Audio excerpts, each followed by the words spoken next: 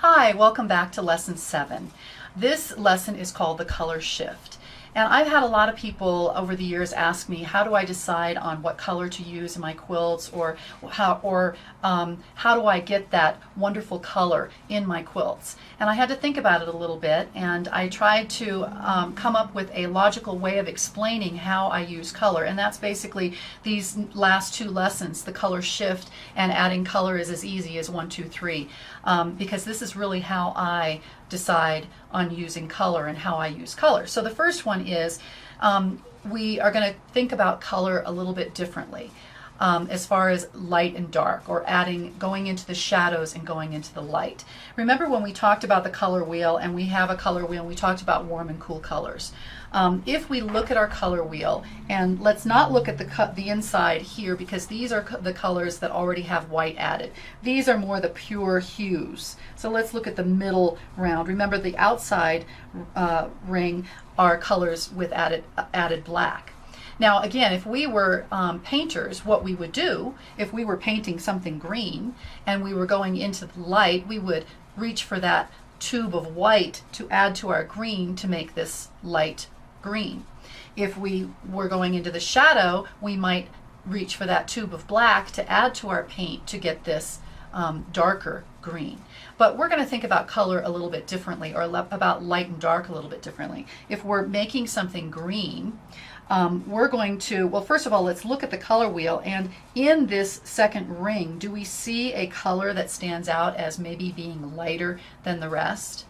I think probably we would say it's the yellow. The yellow seems to, or appears to be, lighter in value than all of the rest of the colors. And on the opposite, I think of blue probably being one of the darkest colors. And remember, we talked about yellow happens to be a warm color, and it's active and aggressive, and blue is a cool color and it's receding. So if we think of receding in shadows and light, aggressive, we can use those. So what we're going to do is, instead of, again, reaching for that light or that white and that black to add to the color, we're going to go from green towards the yellow to become lighter. Okay, so, and then the opposite is true in the opposite direction. When we want to go into the shadow, instead of reaching for the black to go into the shadow, we're going to be going a couple of steps, 1 or 2 steps to the darker side of, or the cooler side of the color wheel. So that's all we have to think about, is going towards the yellow or towards the blue in order to get light and dark. So here is the lesson for today, and it's a leaf. And basically I started with, obviously, the green. And instead of reaching for that white to get the lighter parts that are hit by the sun, I decided to go 1 or 2 steps towards the yellow.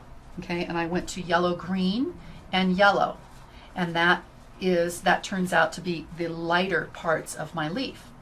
And I did just the opposite, going in the opposite direction on the color wheel to go towards the shadow. So instead of reaching for the black to add to my color, I went 1 or 2 steps, I think even 3 steps in this case, towards the darker side, or the receding side, or the cooler side of my color wheel. All right, and here we go. Here are the blue pieces that I added that are sort of in the shadow. So this is a very unique, or very a different way of thinking of color, of light and dark, and how to add wonderful color to your piece in a logical way, just taking those steps on the color wheel. So your challenge is, you have this piece, and you've got the line drawing. You can make your own determination. You also have the photograph. You can make your own determination as to which pieces are going to be light, dark, and medium. And then the medium, you're going to choose a color. I mean, I chose green, obviously. A leaf is usually green, but we could have a leaf in any color. And remember, it's more about the shape. If this leaf is purple, people are still going to know that it's a leaf because it's shape.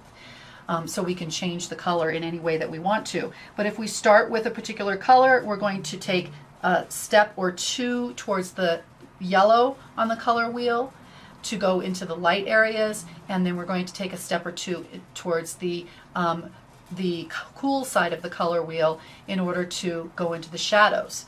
and we should have a stunning piece afterwards. And this is, again, called the color shift. Join me next time, because we're going to be talking about adding color is as easy as 1, 2, 3.